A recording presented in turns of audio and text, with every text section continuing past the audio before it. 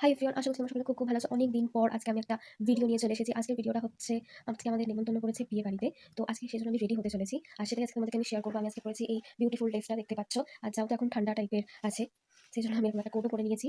আর আমি ফেসে এখন কিচ্ছু লাগাইনি সেরকম, ফেসটা পুরো ড্রাই হয়ে গেছে, তাই জন্য আমি একটা ময়শ্চারাইজার লাগাচ্ছি আর মেকআপটাকে শুরু করছি। তো আজকে আমি এবার নিজে ঘরে আবার নীল আর্ট করেছি। তোমরা একটু বলো কেমন নীল আর্ট করেছি। এটা আমার রিয়েল লুক, ঠিক আছে, নকল নয়। নকল লুকও ইউজ করি, কিন্তু আমি আজকে নকল লুক ইউজ করি, বুঝতেই পারছো। তো এটা আমার রিয়েল লুক। কেমন নীল আর্টটা লাগছে এটা আমাকে একটুখানি বলো। তো চলো আমরা শুরু দিয়ে পারি, ঠিক আছে। তো ময়শ্চারাইজারটা লাগাই, আস্তে আস্তে মেকআপটা করবো, ঠিক আছে। ময়শ্চারাইজারটা ভালো করে লাগিয়ে নিচ্ছি।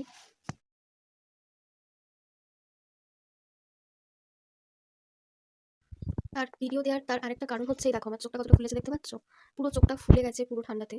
আজ থেকে দেখতে পাচ্ছ কিরকম মুখের অবস্থাটা। ময়শ্চারাইজার লাগিয়ে লাগিয়ে ফেসটাকে ঠিক করছি। পিম্পল টিম্পল তো হয়েই রেখেছে বাদটা, মানে বিয়ে বাড়ি। অল্প একটু প্রাইমারও লাগিয়ে নিচ্ছি। তোমরা যারা যারা প্রাইমার লাগাও না, তারা প্রাইমার লাগানো স্টার্ট করে দিতে পারো। আর আজকে আজকে আমি আই মেকআপটা একটু হালকা করে করবো, কারণ কি আমার চোখ ফুলে গেছে, ঠিক আছে। আমার সাধারণত বুঝতে পারছি না কি সাজবো, কিরকম কি না। যাই হোক, তোমরা অবশ্যই মেকআপ করার সময় অবশ্যই কিন্তু প্রাইমার লাগাতে একদম ভুলবে না। কারণ প্রাইমারটা লাগিয়ে নিলে দেখো ফেসটা দেখতে পাচ্ছ কতটা স্মুথ হয়ে যাচ্ছে। অবশ্যই মেকআপ করার সময় প্রাইমার লাগিও। আর আজকে আমি না একটুখানি ইলুমিনেটর লাগাবো।